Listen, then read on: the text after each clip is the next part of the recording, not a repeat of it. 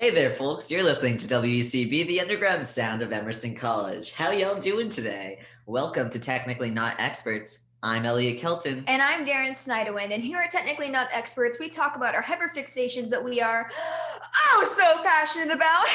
Why did you do that?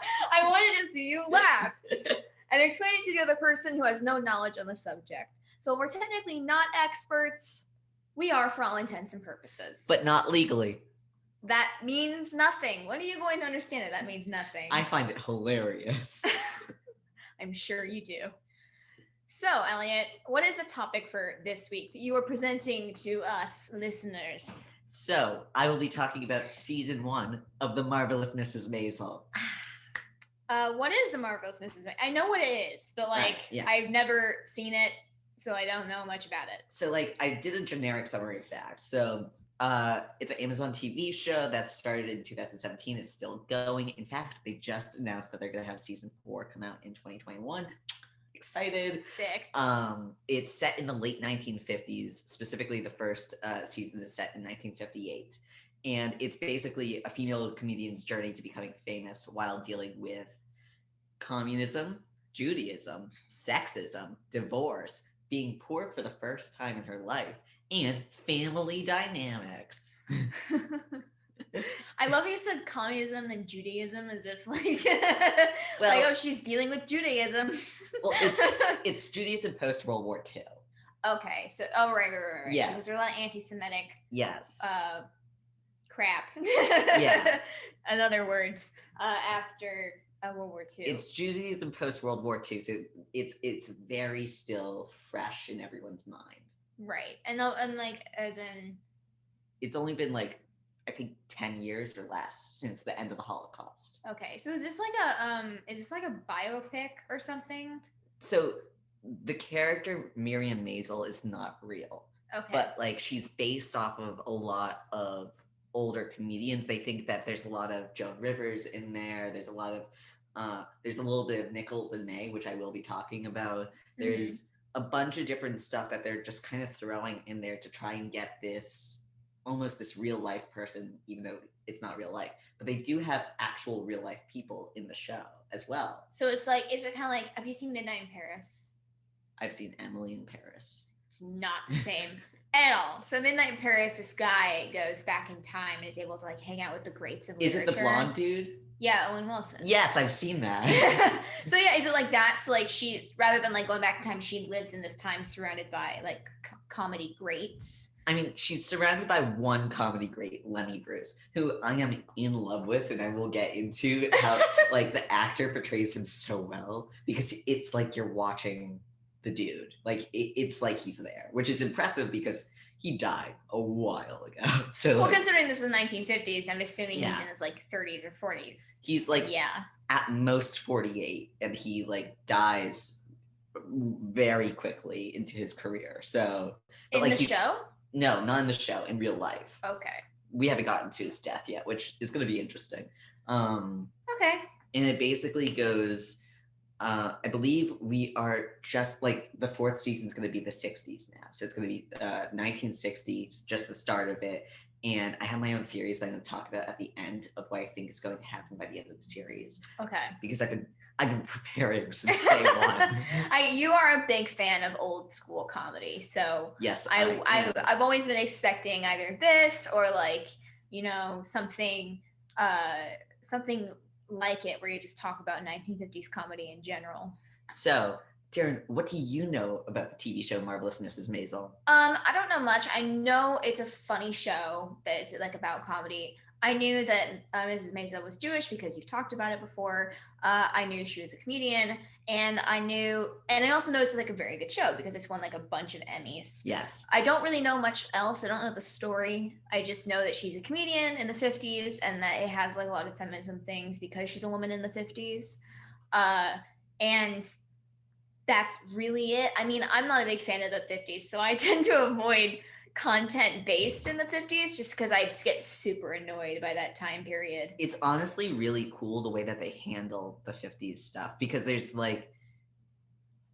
when I get into it, I'll talk more about it, because they kind of just drop things and they expect you to be part of the 50s and be like, oh, I was at this party and maybe it might have been a communist party, but who knows? Like, they might have been hanging out with like a bunch of like in with like the Reds. In like the second or third episode, you just see her reading, and she's like reading through like newspapers for the first time ever because she's not really involved in that kind of stuff. She's a housewife, and you see her like learning about Karl Marx, and like she goes to a thing about it, and she's like, this could have been a communist party, but we're not for certain. And then later on, they bring it up in like later seasons. It's a whole thing. But okay, well, I tend to miss things from the 50s simply because I get so annoyed with the time period. Simply because, well, first of all, it's not exactly the greatest decade for women. No, it is not. It's also just not a great decade in general. Like there was a lot of advancement in terms of like technology and whatnot during the 50s, as well as in popular media. But I hate the 50s because of what they did to women, forcing them to go back home and like pushing people into this sort of home life kind of thing that just wasn't gonna vibe anymore. And like also it's when boomers were born, and we you know how we feel about the boomers. I mean, yeah. Okay, boomer. Anyway, let's get into the storyline. So we're following the main character, which is Miriam Midge Maisel. Midge being the nickname for her. That's who that's how I'm gonna be referring to her the entire time. She's married to Joel Maisel. She's a little bit older than us, actually, just slightly. She's about 26, 27. That's terrifying. She has 2 children. Okay, that's also terrifying. You have 2 kids at 26? Yeah. So she's been married to Joel for about 4 years now. He's a successful businessman. They live on the Upper East Side in New York. They are very rich. Okay. Like extremely rich. Got it. They have the 2 children, Ethan and Esther, and they are living in the same building as Midge's parents, Abe and Rose Weissman. Okay, so they live in the same building as her parents, her in-laws. Yes, no, her parents. His in-laws. Okay, yes, got it. His in-laws, her parents. Correct. Sorry.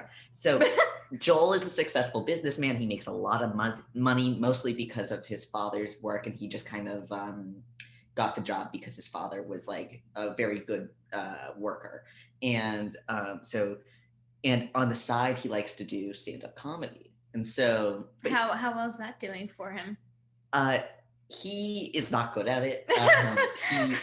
He steals all of his jokes from and like Midge doesn't know this at the start, but she learns this during like the first episode because she sees Bob Newhart doing the same act that he's doing, and she said, Bob Newhart just did your set on stage, like on the TV. He must have come into the show, into like the club and seen it and written it down or stolen it. And he's like, no, I borrowed it, which is not cool. You just pulled a Dane Cook.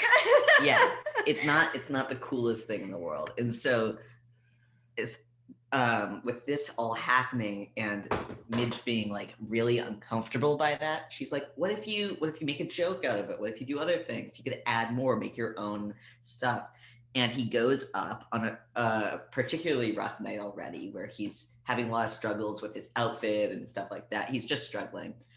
And he bombs hard. Like has like one of the worst sets of his life. And there's no laughs. He can't get back into the groove after he's already like started. It's just rough for the next like 5-10 minutes. And so what's happening is afterwards Joel comes to Midge and he's like, I'm really angry at the situation and I want to tell you something. I'm leaving you. Well, I'm leaving you because I've been having an affair with my secretary. Oh no, you just pulled like every film noir movie ever. And not just any secretary. The secretary's name is Penny Pan, which is just a bad name. Like that's you would ditch Midge Maisel for Penny Pan? Penny Pan. I'm guessing alliterations are very fun. It is for the show. It's nice. I enjoy it. So Midge not knowing what to do, she tells her family, who's like right downstairs, she tells her mom and dad that Joel has left her and is leaving her for like the secretary, and they all blame it on her. What? They're like, you didn't do enough to keep your husband here. You must have not been good enough. You must not have been cooking well enough. Like, you are the problem. You need to get him back. That makes me so mad. I hate when people do that. I hate when people blame like breakups on the woman just because she's a woman, when it's clearly not her fault that she got cheated on and then dumped promptly after like a bad set. This guy sucks. I hate him. She comes back. He's packing up his stuff in her suitcase. The disrespect! The disrespect! I'm angry right now. In her suitcase. I am properly mad. She's peeved for sure. And so she starts to go back to the club that she just was at, where he bombed at, because she wants to get something back that she left there. And she's drunkenly been drinking while she walks there. She stumbles on stage and she performs her first comedy set. Oh. And I think I've actually heard this on TikTok. Yeah, probably. I think so. And due to her drunken behavior, she decides at one point to flash the crowd, because she wants to say, like, how could he leave me? Look at how good I am. I look amazing. Hell yeah. And she does this incredible set. But because she flashes the crowd, the police come in and they arrest her for misconduct. Come on. So for the first time in her life, she's now taken to a police station, in which she befriends this random guy, Lenny Bruce, who also happens to be a comedian. Oh. And then here we go. Wow, wild. Anyway, I do want to talk about Lenny Bruce for a quick second, because who is Lenny Bruce? So I don't know anything about him. Lenny Bruce is a 1950s to 1960s comedian. He technically had his best 8 years, but he was doing it for way longer than just 8 years. He was one of the greats. He did a lot of stuff specifically about anti-racism, saying things that were against the status quo, pro women's rights, stuff like that. Things that everyone else hated. And because of that, he would get arrested a lot. He was known for getting arrested because if you said something on stage that was not nice or obscene to the police, they're going to arrest you. What happened to freedom of speech? Nothing. You're going to be a communist because you talk about women's rights? Is that what it is? Commie, basically, yeah. So they arrested him on suspicion of him being a communist. Not on suspicion of him being a communist, just on him being him. Like, they just don't like him. Okay, then that's, first of all, ACAB. Second, So I don't like this. I don't like this. This is why I hate the 50s. They suck. Lenny Bruce, as I said before, real person, and the actor portraying him does the voice correctly, does the mannerisms correctly, does like the timing, everything perfectly. It's like you're watching the real guy, and it feels like you're a part of it. Who plays him? Do you know? I forget the guy's name. Let me look it up. I'm gonna look it up right now. You keep talking. But like, it feels like it is Lenny Bruce, which is so incredible because all the rest of this is all fiction. And so there's like small amounts of like nonfiction thrown in there, but it's mostly all just made up stories. Luke Kirby. That's his name. Luke Kirby does an incredible job, and he feels like he is Lenny Bruce. Apparently he's won an Emmy. Yeah. Probably for Marvelous Mrs. Maisel. Sick. So then what happens is Midge being in the police station, she gets bailed out. But who is it by? It's by the woman who runs the club that she went to, the Gaslight, Susie Meyerson. The Gaslight. Yes. How fitting. Mostly because Susie truly believes that Midge has like this natural, rare talent at comedy. She saw her perform and she was like, oh my God, this is it. I know it when I see it, and this is it. So she bails Midge out, and Midge, having just befriended this random guy, and she's super rich, she decides to bail out Lenny Bruce. Because one, she's super rich, and two, she feels like this connection. Like, she's like, ooh, you seem cool. You're a pal. Yeah, we're friends now.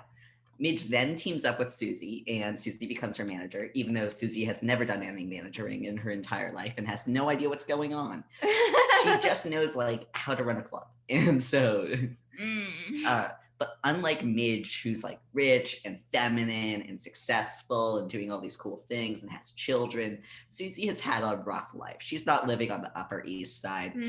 She's living in like hard life where she's super poor. She's not very feminine. In fact, she's usually mistaken for a man. The entire butt of the joke is, hey, sir. And she doesn't really understand the high status life that Midge leads.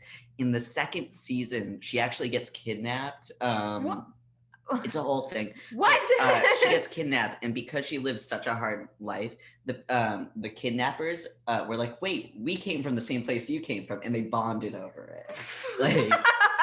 Like George, Susie. Oh my God, we knew each other in high school. 100%. They were like, "Wait, how's the comedy club gig going? Oh, not great, but I'm making a living." And she was specifically not harmed because they came from the same place. I love that so much. So she's like a completely different person than Midge, and she does not understand Midge at all. But they're working together because she understands how the club game works. And so she's helping her with that.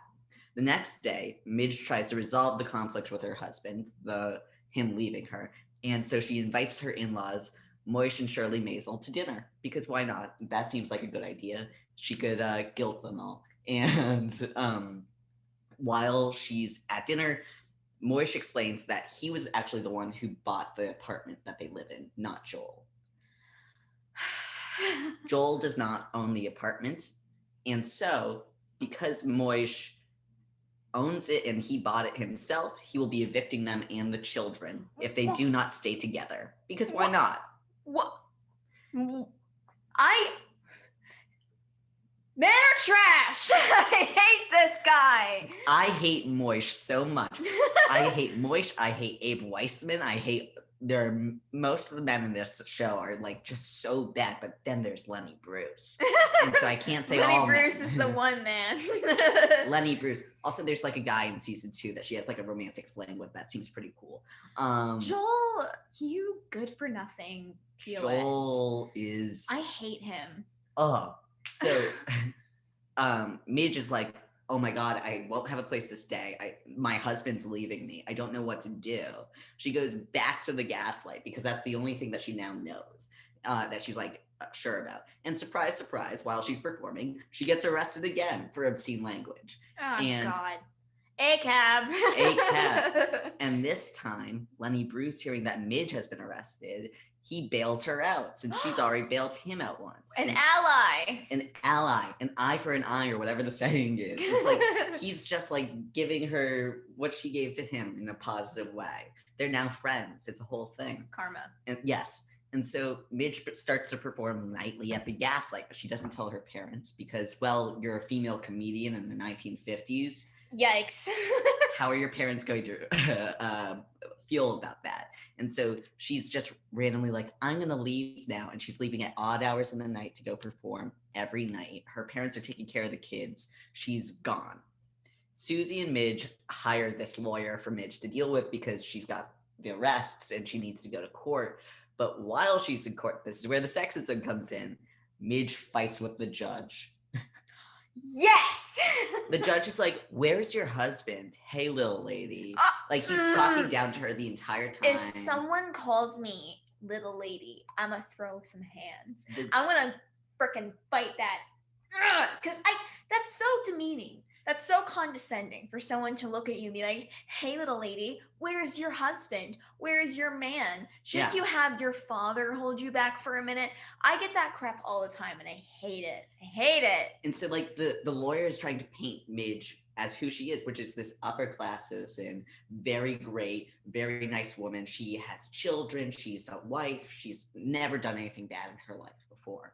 But Midge, hearing the judge just being absolutely sexist, she starts speaking back because that's what she does now, because she's finally found her voice and she feels comfortable in herself. And the judge gets pissed off at her and fines her $200. Which is a lot of money in the 50s. Yes. But we have to remember, Midge is rich. So Midge calls Joel up, who's the moneymaker of the family, asks for the money, and he agrees to give it to her without knowing what it's for. So even though he's not the worst guy ever, he's just mostly bad. Like, he still kind of cares. He's worthless. He's just a money bag. Like, essentially, she just married a wallet. Yes, yeah. So that's how we're kind of first meeting Joel. He's not good at his job. He's not really good at comedy. He just really has money, and we kind of understand like he's charming, but he's not great. He didn't even buy his own house. Like, his dad bought his house for him. What kind of guy in it, like, adult man, has his father buy his house for him? Like, other than like Trump Jr. As time goes on, we find out that all the money that he's made has really been going to his dad the entire time, and he's very broke. What? Yes. Worthless man. Get out of your dad's butthole and just go do something for yourself, man. At the end, he does. Let me get there. He slowly starts to get better. Anyway, Midge's dad, also being an absolute a-hole, decides to make an offer with Joel's dad to buy half of Midge and Joel's apartment. Not to give it back to them. No, just to be like, when they get back together, then like, it's like a deal type of thing. Kind of like a dowry. I don't like when grown adults, such as old dads, decide they're going to decide the lives of their adult kids. Abe is the worst person in the entire show, and I hate him with the power of 1,000 suns. He sucks. Midge's dad? Yes. Not Joel's dad? No. Joel's dad, annoying, but he's okay. Midge's dad, disgusting.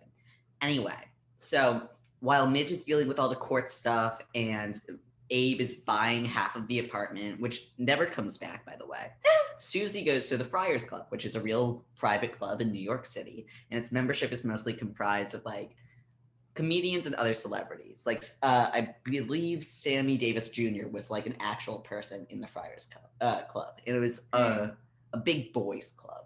I hate boys clubs. There were like a couple women allowed, but it was mostly a boys club. Were they all wives? I don't think so. I think they were just like the best of the best, and so they had to be. So it's like, oh, you stand out from the crowd. I guess we'll let you in, but also wear a skirt that reaches your ankles or get out. You're not like other girls. And so Susie comes in, being like all Susie, and she breaks into the Friars Club, basically. Yes! Walks past the Break in, Susie. I love Susie. She's breaking all the rules. She goes up to Harry Drake, which is this big time manager. He's got all the moves. He knows everything. And from her time in like the showbiz industry, she knows him, and she's like kind of talked to him before, but like they're not great friends. They're just acquaintances. And she's like, I need your help. I need to become a manager because I just got a client and she deserves this. She really has true talent. I need your help and I need to know what to do. And so Harry's like, okay, number one, first leave the Friars Club. 2, call me at this number. We're going to talk. I'm going to explain it to you. First, get out. Second, here's my number. Yes. And so he's like kind of nice. He's like, I'll help you, because he sees that she's having a lot of trouble. And then at the end of it all, at the end of episode 3, Joel asks Midge to come back to him because he realizes he's made a mistake. Midge is incredible. Yeah. And she turns him down. Yes! Absolutely. Drop that man! Drop him! Drop it on the floor! We stan Midge Maisel in this house. She's a strong woman and I love her. I might watch those just because I want to watch her defy the 50s. Oh, she's so good. It gets better. So episode 4 is my mom's favorite episode, for sure. And it's... Shout out to Miss Sherry Kelton, if you're listening. But episode 4 is my mom's favorite episode. It also goes through this incredible montage at the very start that shows Miriam and Joel moving in to the apartment versus her having to move everything out of the apartment. And so it shows like Joel carrying her as they walk in the door. She's still wearing like the wedding dress. They're like completely in love and kissing. And then like it shows like her like having movers come in to start gathering furniture. It shows them lifting the furniture together inside to get the contrast. Yeah. Like it shows the back and forth. It shows like when they bring their first child into the house for the first time and they don't know like, and they have to like watch him the entire night because they're so afraid that he's gonna do anything. Like they're just so like they truly love each other. There's like a showing there of like this wasn't just like, oh, I hate you this entire time. It started off as something good and Right. then it devolved. Right. And it keeps flipping back to her like now having to deal with like saying goodbye to the house basically. Aww. Like in the first thing, like they bring Ethan in as a baby and now he's walking out. Who's like, Ethan? Oh, the child. Yeah. How many, they have 2 children. They're not really big parts of the story. I mean, I kind of love that. I kind of love that. Like, she's a mom, but she like doesn't care. She's not the greatest mom of all time. Anyway, I'm getting the feeling, considering they're not a part of the story. But also, I feel like they don't really need to be part of the story because it's about her becoming a famous comedian. Right. And so, like, having children when like they're not doing anything in that storyline would just make it's confusing.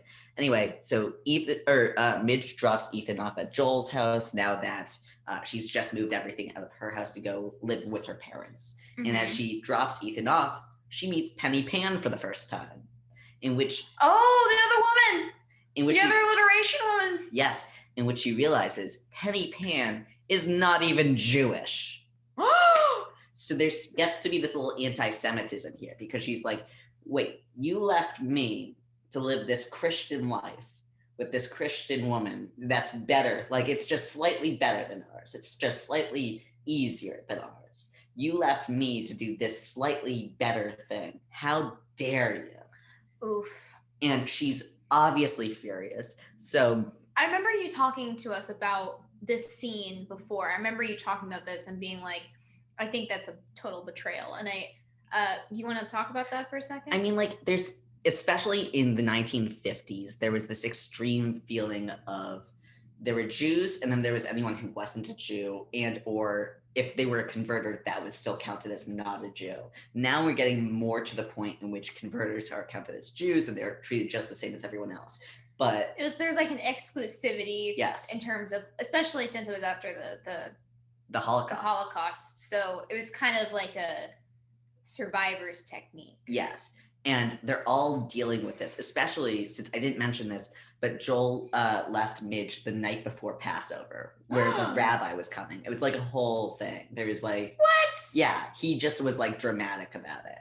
And wow, so that's ridiculous. And so anyway, Midge is furious. She takes off some steam by hanging out with Susie. Susie takes her to this cool record shop where she finds some old comedy records, stuff like that.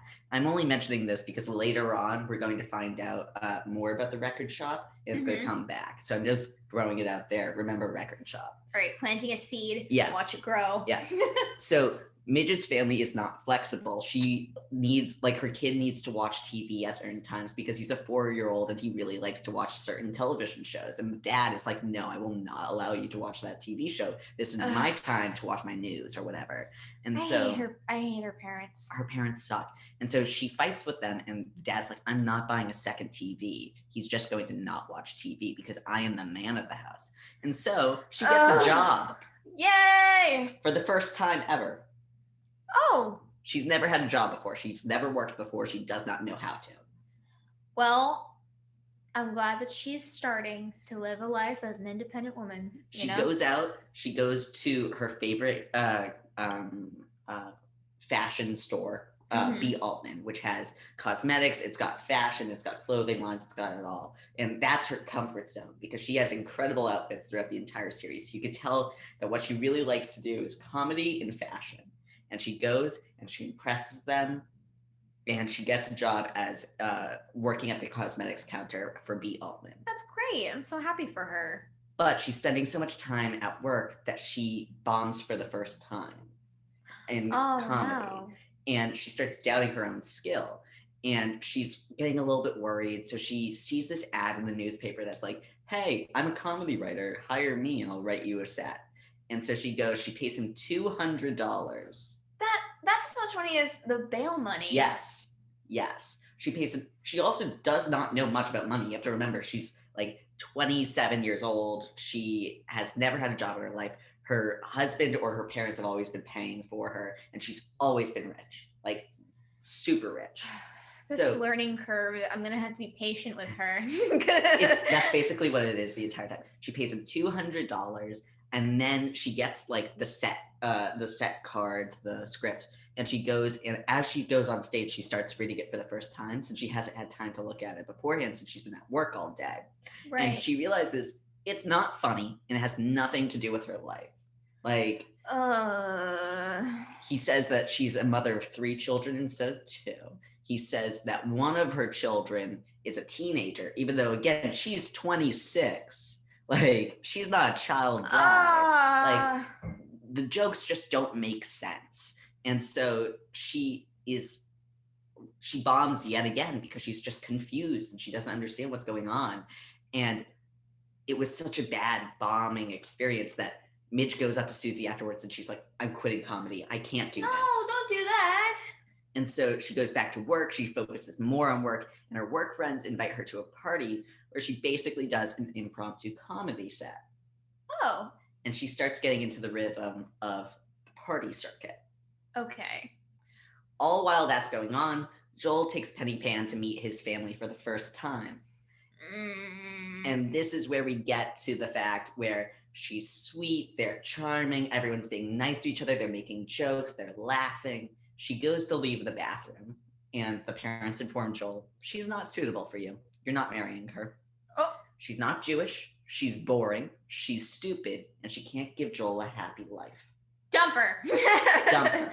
So the parents don't approve. He's left his incredible wife. She won't take him back. He's just in this terrible... Good. Yeah. I don't like him. I want him to drown. Not literally, but drown in his sorrows because you deserve it. How could you just like...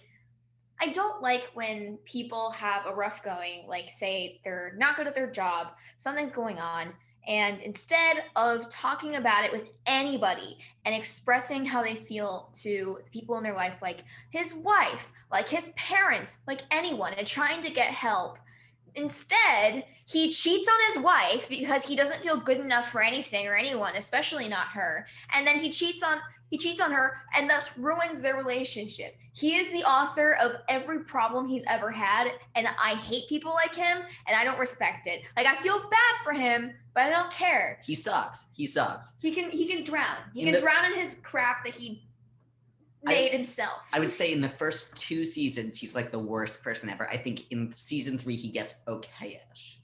Well, I'm not here for okay-ish. Right. So anyway, Midge starts working the party circuit where she's just going to strangers' parties and she's kind of performing these comedy sets, making the people at the parties laugh. And she starts performing with a man. I don't even remember the guy's name. It does not matter. She's performing with a man, but she doesn't need a man to perform. She's funny on her own. Yeah. She doesn't want to be a Nichols and May situation where it's like Mae West was extremely funny, and yet she needed a man because she couldn't get a job in the comedy industry. Right. She didn't want to get stuck in that. And then she got stuck in the fact that she had to be this comedy duo now. She couldn't branch off. She didn't want to be a Nichols and May. But Midge has her own thing. She can do it. She doesn't have to latch on to this man to make herself funnier because she's already got her own like skill, charm, natural talent. And the guy that she's like starting to perform with kind of introduces her to his William Morris agent. So, who's William Morris again? William Morris is this huge agent company. So it's like the best of the best, like the most like the biggest stars of the 1950s, 1960s, even now kind of. Like celebrities would have agents who work at the William Morris agency. Okay. So if you had a William Morris agent, that meant like you were going somewhere possibly. Okay. Like still there was no promise of it, but like you were definitely doing something. And so she meets with the William Morris agent, even though he did tell her that that they were going to be meeting with him. Mm-hmm. And she realizes that if she goes with the man to work with the William Morris agent, she's basically stabbing Susie in the back. You can't do that. But Susie's awesome. Susie's awesome. We love Susie. But Midge is like, I don't know what to do. I'm very confused. She goes home and her father is like, hey, I see you're sad, but like instead of being sad, I just got a promotion. And so we're going out to dinner. Like, and they're like, let's go party. And this is where we meet Midge's brother Noah for the first time, and Astrid, who is a convert. Right, and they don't recognize converts. They don't really recognize converts. So Astrid is an incredible woman. I love her so much. She's one of my favorite characters. Astrid has converted to Judaism to please Noah's family. She's completely in love with him. She's the sweetest one ever. She goes to Israel all the time. She brings back gifts that are just ridiculously too big and no one could ever use. She's like, I brought this back and I brought that back, and they're whispering in the background like, oh, she doesn't understand, even though she's doing more than any of the other people are doing in like the Jewish community. She's reading, she's studying, she's doing it all. She's really trying her best. Yes, she deserves the absolute world. I love Astrid, but she's just looked down upon by everyone because she's a convert. Including Midge? A little bit, not as much, but including Midge. Yeah. And then Midge. And then while they're outside just chilling after dinner, which I'll get to later, Astrid informs Midge that she's also infertile. And so she's worried that Noah's going to leave her, even though Noah is so not going to leave her because she's incredible in every way. And we love Astrid. She deserves the world. That's going to suck, especially in the 50s for like having kids was just like a part of life. It's a horrible thing, but she can't give birth. And so the family goes out for a celebration to a nice Chinese restaurant where they see Joel and Penny Pan at the same place. Get out of here, Joel! Get out! You live in New York. You would think there are more places in New York. There are. Like, I've been in New York a few times. It's a big place. Literally go somewhere else. Go to Harlem or something. I don't know. Joel sees them out of the corner of his eye, notices Midge is not wearing the wedding ring anymore. Yeah, no crap. No duh, you left her. Anyway, he's like kind of like freaking out about it, a little bit furious. They immediately leave as soon as they see him. Like they're halfway through dinner. They immediately leave. They're like, we don't want to see the man who ruined my daughter's life while we're celebrating. They dropped $40 on the table. And yeah. We're out of here. Yeah. They just like ran out. And so they like come back home and it's like a very like awkward situation where they're like, we don't even have food at home. Like we were really expecting to go celebrate tonight. Like we don't know what to do.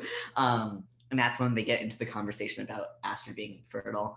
And then the next day, feeling guilty about the meeting and still thinking about what to do, Midge goes back to Susie and tells her everything about the parties, about the man that she's been working with, about the William Morris agent, all of it. And Susie is like hurt by that because she's been betrayed. This is a betrayal. She was trying to help her this whole time. Right. But before like Susie could be like, how dare you? Like, I'm so hurt right now. Midge is like, give me a second here.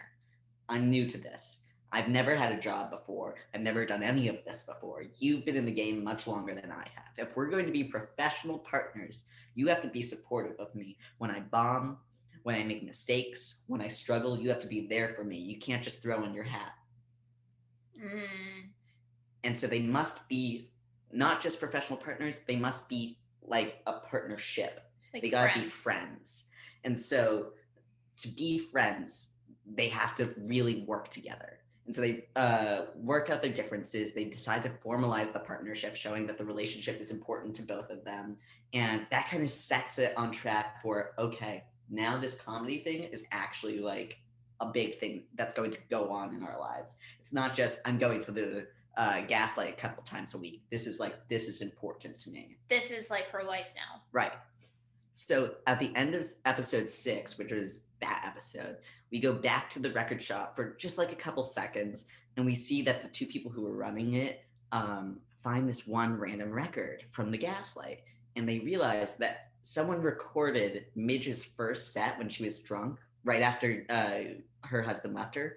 Someone recorded it on like a record, and now there's proof that she's incredible. But they don't know who it is, so they label it Mrs. X at the Gaslight, intending to sell it without giving Susie and Midge a profit because they don't know who they are. Right. So they'll be making money even though Midge won't be. And again, it'll come back later. It's all like sprinkling in. So Joel gets a raise and a promotion in his job. Why? He's bad. He's bad, but what he does, he's just broken up with Penny Pan off screen because he realizes his parents don't like her. Like, he doesn't really like her. Like, she's just really ruined his life, kind of.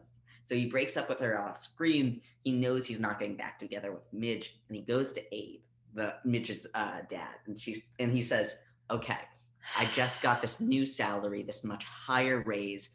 I'm going to put almost all my money and I'm going to give it to Midge and the kids.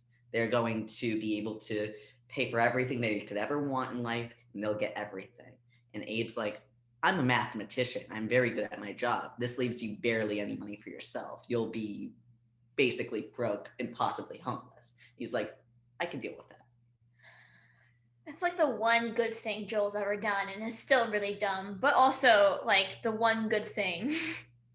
In the script, I literally wrote, "I wish I hated Joel more," and he's better on paper, but he does still suck. At least he's being like nice. He's like he's trying to be a good guy. We know that he's not like the worst person ever, but he does suck a lot. He's just worthless. He's just worthless. If he could just get his act together, maybe he could get anything, but he's just So anyway, Midge starts to really hone her act. She's working on it. She's getting a tight 10. She's like making sure that her comedy set is strong and funny, and she's trying everything out. And while she's doing that, Susie is working with Harry Drake, the big time manager, to get Midge to open for Sophie Lennon, which is one of the most famous female comedians in the entire world. That would be awesome. Yes. Sophie Lennon is huge. She's known for being the same thing all the time. She's consistent. She's funny. She's incredible. And it would be huge for Midge's career. And Sophie Lennon's entire shtick is that she's like an old broad from Queens. She's unclassy. She's fat. She's unable to keep a husband. She's poor. She just likes to eat, and she just likes to talk to people. And that's like her whole gimmick. Okay. It's an interesting gimmick. And so like that's what she puts out on every single time she's out on stage. That's who she is to the people. But then since Sophie hears that she's going to be working with Midge, she invites Midge to her house, which is more like a mansion. Now, Midge, I said, is rich, but in comparison, Midge is like the most poor person in the world. Remember, Midge is throwing around $200 like it's nothing. Okay. Sophie Lennon is fancy. Like fancy. Bougie. So on stage, she wears the fat suit. She wears a wig. Wait, she's not actually fat? No, she wears a fat suit. She wears a wig. She wears a fake outfit, like the entire thing. What? When she's home, she's in a mansion where she's got 100 different rooms. She's got multiple butlers for each room. She doesn't eat food because she's like worried about her weight. Like there's an entire thing. She's completely different. Wait. What?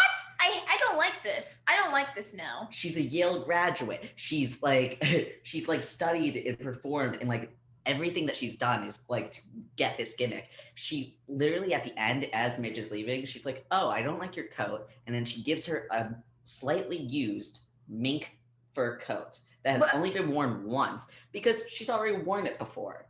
She just gives it away.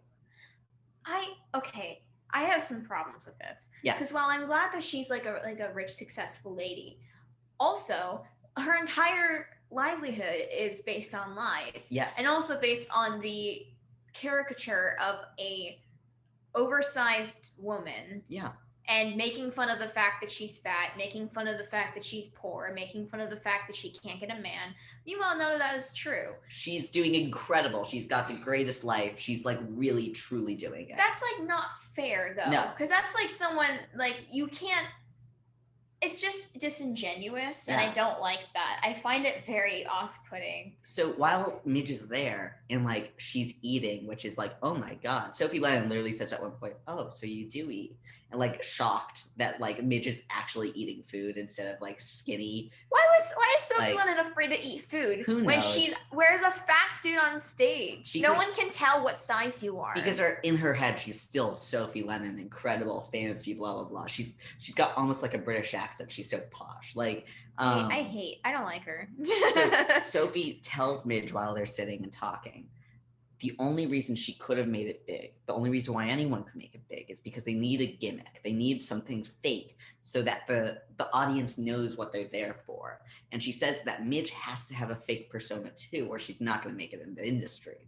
I don't believe that. Now, Midge is uncomfortable with this. She's like, I've been working, I've been writing all this stuff about my life and doing everything, and I don't know what to do. And it feels like kind of icky and like in this weird way where it's almost sexism because Bob Newhart doesn't have to lie about being a fat old man. Yeah. He can just be himself. Like all these different, Lenny Bruce doesn't have to pretend to be someone else. But Right. Sophie Lennon does. And so she's seeing this in like a sexism point of view as well. I think there's definitely a conversation to be had about Sophie Lennon, simply just because while it is like super messed up that she's doing this, it does make sense that this is the only way she could have a career. Right. Is if she puts on this caricature of the lower class in order for people to laugh at her and for her to make money. But at the same time, you're putting on a caricature of the lower class. And I can't respect that. So Midge is like kind of uncomfortable. She doesn't know what to do. She gets on stage because that's where she really shines. And what does she do? She talks about the fact that Sophie is fake. She makes jokes of it. She's thinking to herself, there's like only a couple people in the crowd, like only at most 30 or 20 or something. No one's going to really care. They might think that it's fake, blah, blah, blah. She's just making jokes and talking about the sexism of it all and everything like that, because that's who she is as a person. That's how she gets her feelings out. Mm-hmm. But Harry Drake, Sophie Lennon's manager, is in the audience. No. Oh, no. He hears Midge outing Sophie as a fake, telling everyone that she's like this caricature and she's not like actually that. And he goes up to Susie at the very end of her set and he says, I'm going to ruin Midge's career. Like, you will never. Is he like the villain of the show? Not really. He is the one who like hires the people to kidnap Susie, but he's like not the worst guy. What? Oh my god, I hate it. And then so now Midge is like freaking out. Susie's freaking out because they both are like, oh, so neither of us could ever have a career in this town again. And they go get drunk. Midge wakes up, has to have Ethan's birthday party because he's 4 years old and he just had a birthday. And while she's there, she reconnects with Joel and they sleep together. Why did you do that with your hands?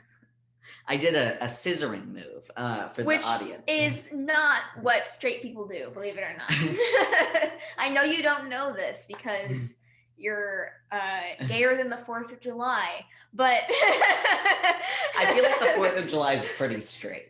No, are you kidding me? They have fireworks. Everyone's wearing gaudy red, white, and blue, and red, have like white, carnivals. and blue. Are you kidding me? Those are some gay ass colors. Red. Anyway, I do love red.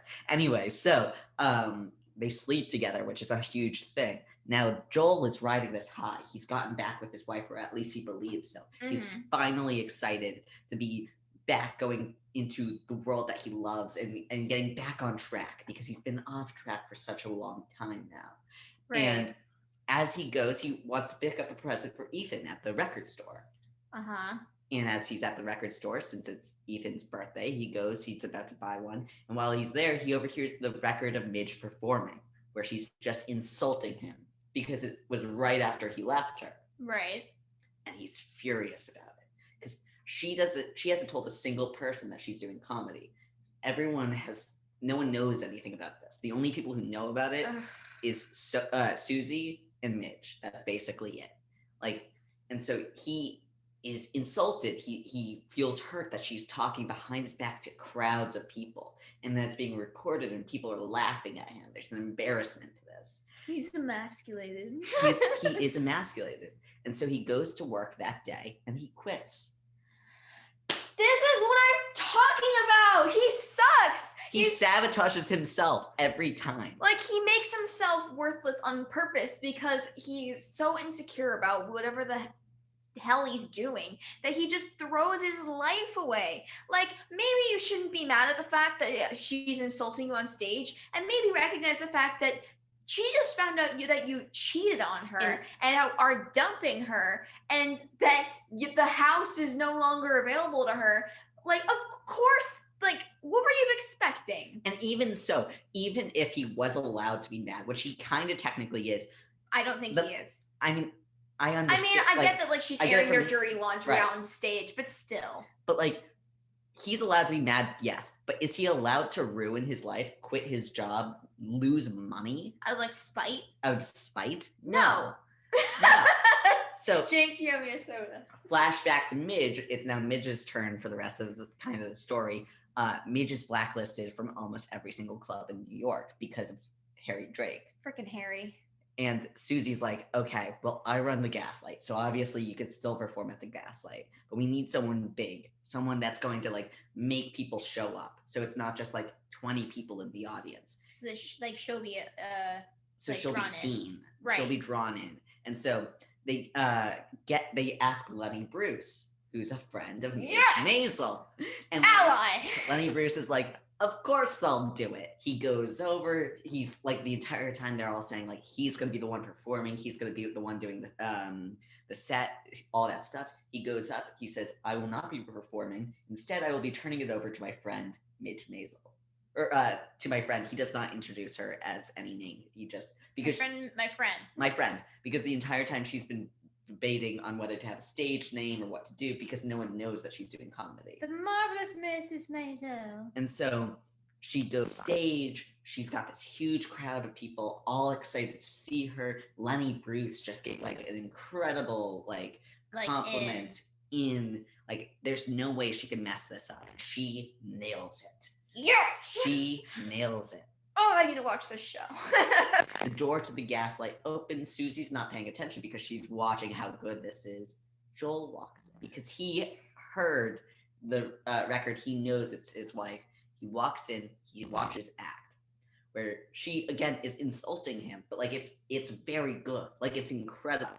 And then Susie kind of catches him, mostly because like he didn't pay for a ticket. Also, she recognizes this is Midge's ex-husband. He doesn't know that anything is happening. He's holding him right in front of them, and Midge can't see this. And so they get into like this argument type thing, this debacle. He goes to leave, and as he's leaving, there's someone in the crowd that starts to kill Midge. And he takes the heckler outside and like fights him. While like screaming over and over again, she's great, she's gonna make it, like all these compliments. What? Wait, what? Because as much as he's like furious, he still knows that like his wife's true like talent. He saw it just as much as anyone else. It's confusing. He's so hot. I can't understand this ball of toxic masculinity that is Joel. And at the end of the season 1, she like thanks this crowd and she says, "I'm Mrs. Maisel," finally landing on the stage name, which is important to the first season. And also to know that Joel knows, and she just got back together with Joel. She doesn't know anything else that has happened. And so she just slept with him. She thinks she's back together with him. She introduces herself as Mrs. Maisel. And that's like the whole first season. I have a couple theories that's going to keep going on. Okay, so there's like, how many seasons are there? There's the newest season that's going out this year, hopefully, is going to be season 4. Okay, so there's 3 seasons right now. Right. So okay. So there's like a couple different things. The CIA is in part of it. What? Yes, but I'm not going to be spoiling it. How? Is it Lenny Bruce situation? No, Lenny Bruce situation. I don't know. The CIA is in part of it. Midge is asked if she's a communist, and because she's Karl Marx. Yes, and someone loses their job because they know Midge Maisel and just thought to be a communist. Oh my god. And like a bunch of other things keep happening. Big theories that I have is number 1. Oh, there's also homophobia that happens in season 3. Which is 1959 homophobia. Ooh, that's scary. Yeah, it's very, very scary. Is it against Susie? It's not against Susie. Okay, because Susie's giving off like lesbian vibes. Yeah, Susie is basically a butch lesbian. I have the theory that Susie's been in love with her since day 1. From the minute you said that, like, Susie is like mistaken as a man and she's out with Midge and they're need to be partners, I was like, gay, ship them together, Midge and Susie. Smidge. Smidge. We ship Smidge. Package. Anyway, so like my big theory, because of like true things that happened in real life, is that what would usually happen is divorced couples started comedy clubs together. It's a What? fact of life that has happened over and over and over again. That doesn't make any sense. It just keeps happening in real life. It's just like, oh, they got divorced, but now they are still able to work together, specifically through comedy clubs.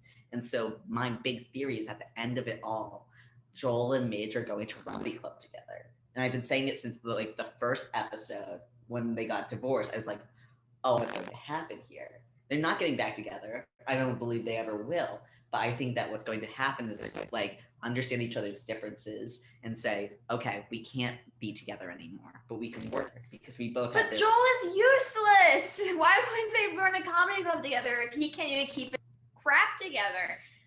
He gets slowly a little bit better. But I don't think that that's for them to run a club together. She knows how terrible he is with business and But money. all she is a comedian. She doesn't do business. She doesn't know that side of things. She can just do the act. But also she's working with Z. Right. Susie's a manager. That's it. She's not like doing a whole other thing now. Like she's focusing on this.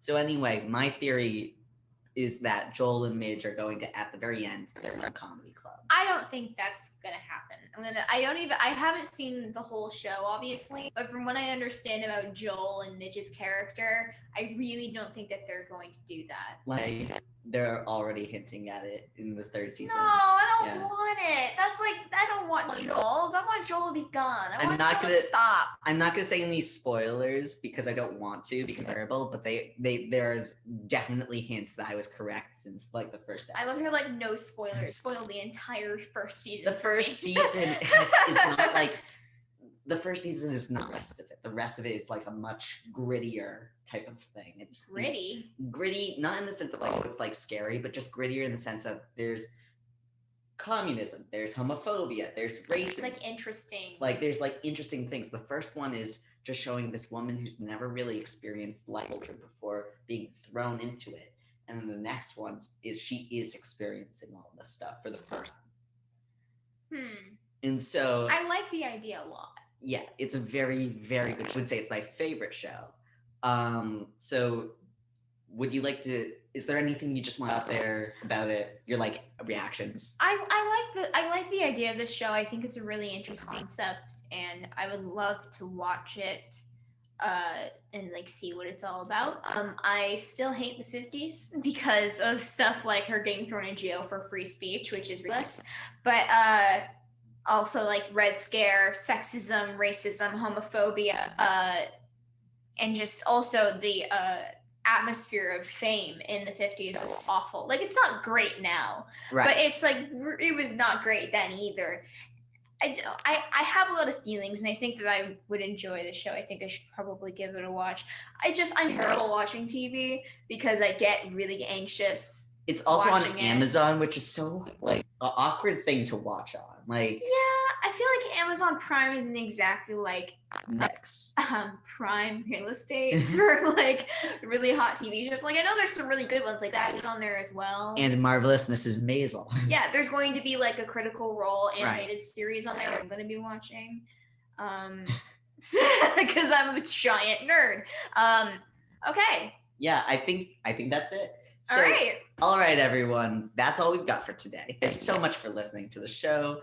Tune in next week to discover if we actually become experts on anything. Sure to follow us on social media at Elliot Kelliot and at Daryn Ish, and also follow our show Instagram at Technically Not Experts, and subscribe to our YouTube channel where we post all of our past recordings of all of our shows, including this one, eventually.